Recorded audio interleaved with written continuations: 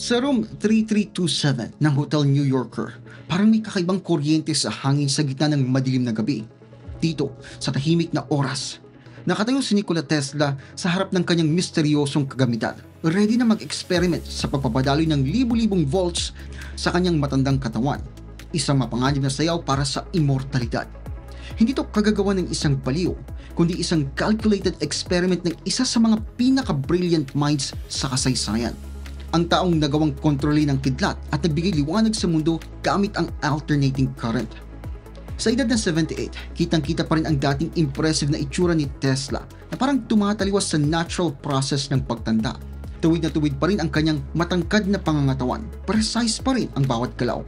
At ang kanyang mga asul na mata ay may ningning na sinasabi ng mga hindi nakakita na may hindi maapulang apoy, parang may supernatural energy. Hindi aksidente ang kanyang mukhang hindi tumatanda. Resulta ito ng dekadang pag-experiment sa sarili gamit ang electrical forces na pinaniwalaan niyang susi sa mas mahabang buhay. Nagsimula ang obsesyon ni Tesla sa ideya ng pag-extend ng buhay ng tao nung bata pa siya. Dahil sa trauma ng pagkawala ng kanyang mahal na kapatid na si Dane nung 5 taong gulang pa lang siya, ang malungkot ng pangyayaring ito ang nag-udyok sa kanya na tignan ang kamatayan hindi bilang inevitable na katotohanan, kundi bilang technical problem na pwedeng masolusyonan gamit ang siyensya. Habang natututo siya tungkol sa mga mysterious forces ng kuryente, nagsimula siyang tignan ang katawan ng tao bilang electrical machine lamang. Pwedeng i-recharge, pwedeng i-maintain at posibleng pahabain ang buhay ng mas mahaba pa kesa sa normal. Yung declaration niya na mabubuhay siya hanggang 150 years old ay hindi lang kayabangan. Conclusion to galing sa mahabang panahon ng careful observation at pag-i-experiment sa electrical forces sa living tissue. Hinaharap niya ang challenge ng longevity with the same methodical precision na ginamit niya para i-revolutionize ang pag-unawa ng mundo sa kuryente. Nag-develop siya ng complex theory tungkol sa koneksyon ng electrical potential at cellular regeneration. Naniniwala na kung mapapanatili ang certain voltage level sa katawan, pwedeng mapigilan o kahit i-reverse pa ang aging process. Ang genius na nagpatingkad sa Chicago's World's Fair ay nakapag-control sa power ng Niagara Falls ay binaling ngayon ang kanyang kahanga-hangang talino sa kanyang sarili mismo. Ginawang laboratory ang kanyang katawan para sa kanyang pinakamatapang na experiment, ang pakikipaglaban sa kamatayan gamit ang electrical science. Ang daily routine niya ay naging carefully orchestrated symphony ng mga electrical treatments, eksakto sa oras na pagkain at mathematical calculations na mukhang katawa-tawa sa iba, pero may internal logic na naniniwala si Tesla na magbubukas ng mga sikreto ng sobrang habang buhay. Nung ipinatupad ang prohibition noong 1920, napilitan si Tesla na i-recalculate ang kanyang mga equations para sa immortality. Simula nung nag-prohibition, wala nang hinawakang kahit isang patak, sabi niya. Methodically, binago niya ang life expectancy computation niya from 150 to 135 years. Hindi lang to simpleng pagsunod sa batas. Itong simula ng mas madilim na chapter sa kanyang electrical quest para sa eternal life. Nang nawala ang alak sa kanyang carefully calculated na pamumuhay, mas lalo niyang pinagtuunan ng pansin ng kanyang electrical treatments para mag-compensate dito. Ang kanyang mga eksperimento ay nag-evolve mula sa simple high voltage exposure papunta sa mas komplikadong sessions kung saan tatayo siya ng ilang oras sa kanyang improvised laboratory na napapaligiran naman mga kumikislap na Tesla coils. Mapupuno ang hangin ng matatapang na amoy ng ozone habang may nakikitang mga korona ng kuryente na sumasayaw sa kanyang balat na sinasabi niya na lumilikha ng halo of light sa paligid ng kanyang katawan. Ang kanyang waterless bath concept ay naging mas sophisticated at delikado. Naniniwala kasi si Tesla na sa pamamagitan ng paglalagay ng sarili niya sa napakataas na electrical potentials, kaya niyang linisin ang kanyang mga cells at buhayin muli ang kanyang life force. Gumawa siya ng specialized na kagamitan na dinisenyo para gumawa ng napakalaking electrical fields, tinutukan ng hangganan ng kaya ng katawan ng tao. Ang genius na dating nagpapakita ng safety ng alternating current sa pamamagitan ng pagpapadaloy ng kuryente sa kanyang katawan nang walang panganib ay ngayon ay tila sinusubukan ng mismong limits ng tolerance ng tao sa kuryente. Habang tumitindi ang kanyang electrical experiments, ganun din ang kanyang pag-iisa. Ang dating peculiar na habits niya ay naging rigid obsessions. Kailangan iwan ng hotel staff ang kanyang eksaktong portions ng pagkain sa labas ng kanyang pinto. Tumatanggi siyang makipag-interact sa ibang tao na baka raw makasira sa kanyang electrical state.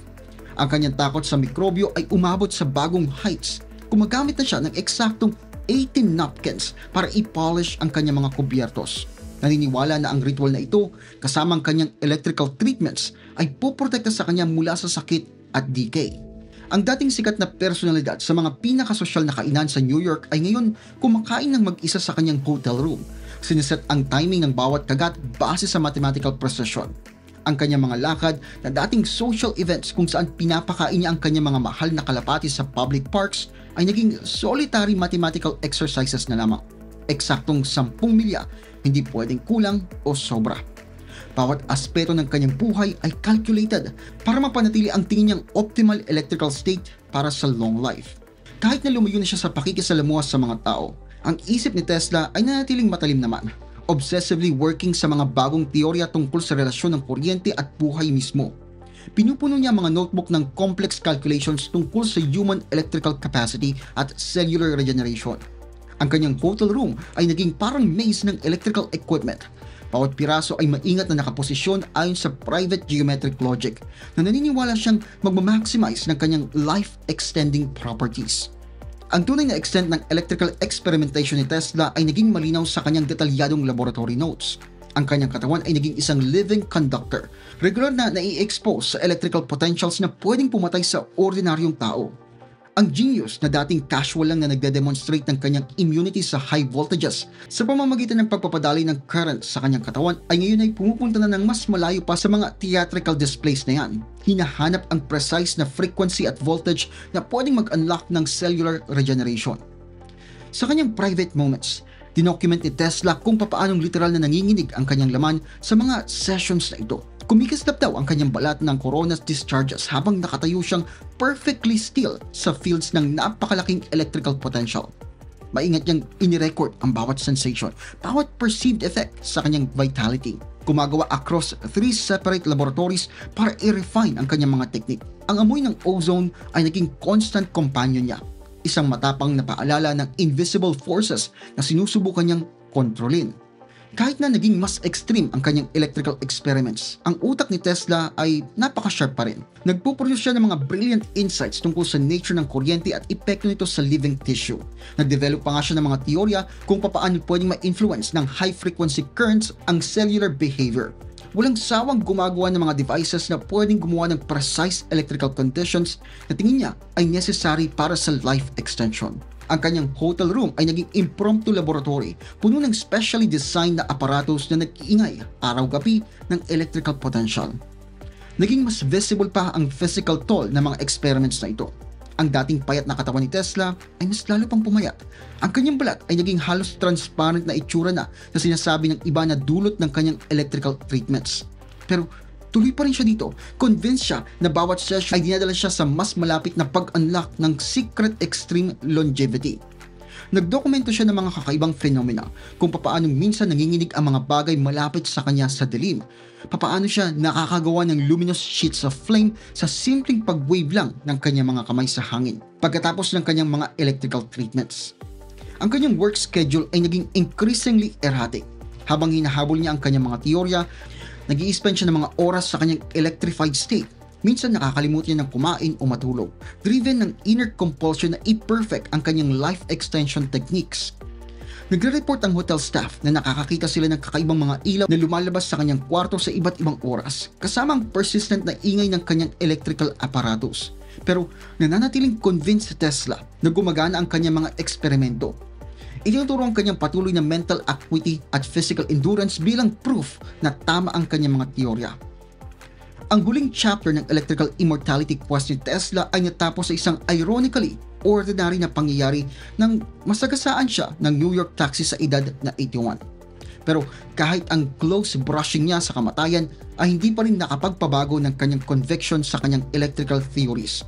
Tumanggi siya magpagamot sa mga conventional na paraan at mas lalo pang nag-isolate sa kanyang electrical cocoon sa Hotel New Yorker. Convinced siya na mas gagaling siya sa kanyang self-administered voltage treatments kesa sa kahit anong doktor. Sa mga huling taon na ito, ang electrical experiments ni Tesla ay naging parang ritual na. Ang mga kalapati na pinapakaan niya sa labas ng kanyang bintana ang naging tanging regular niyang bisita, habang todong focus siya sa pagre-refine ng mga treatments na pininiwalaan niyang nagpapahaba ng buhay. Nag-report ang hotel staff ng mga mas lalong kakaibang mga phenomena unexplained lights na kumikislap sa kanyang kwarto sa hindi normal na oras, mysterious humming sounds at mga matapang na amoy ng electrical discharge na parang sumusunod kay Tesla sa mga corridors. Ang kanyang daily routine ay naging precise choreography ng electrical sessions. Bawat isa ay carefully timed at calculated, kahit nga physically bumababa na siya. Ang isip ni Tesla ay nanatiling remarkably sharp. Patuloy na pinupuno ang mga notebook niya ng complex electrical theories at detailed observations ng epekto ng kanyang experiments sa kanyang tumatandang katawan.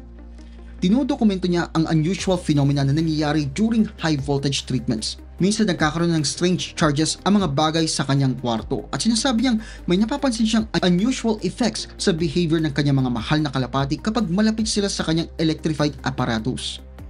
Tahimik na dumating ang katapusan noong January 7, 1943 sa room 3327. Nang matuklasan ng maid na si Alice Monaghan ang kanyang katawan na may natitirang residual energy pa rin sa kwarto mula sa kanyang final experiment. Ang official cause of death ay nilista bilang coronary thrombosis. Isang ordinaryong katapusan para sa isang taong gumugol ng dekada-dekada sa pagsubok na i-transcend ang human mortality sa pamamagitan ng electrical science. Ang kasunod na investigasyon ng FBI ay nag-focus hindi sa kanyang longevity research, kundi sa mga chismis tungkol sa isang death ray sa kanyang mga papel. Kaya naging largely unexplored ang kanyang electrical life extension experiments. Ang pursuit ni Tesla sa electrical immortality ay nagbibigay ng disturbing questions tungkol sa intersection ng genius at obsession. Ang kanyang detailed records ng electrical experiments sa sarili niyang katawan na natuklasan sa kanyang mga gamit ay nagpapakita ng extent ng kanyang conviction na ang high voltage electricity ay pwedeng mag-extend ng buhay ng tao. Ang mga dokumentong ito ay nagpapakita ng increasingly precise calculations tungkol sa electrical frequencies at ang epekto nito sa human tissue, suggesting na kahit sa kanyang huling mga araw, naniniwala siya na malapit na siyang makakita ng breakthrough. At kung gusto mong ginagawa ko dito, huwag kalimutan mag-like at mag-subscribe. Maraming salamat sa panonood at kita-kits tayo sa next video.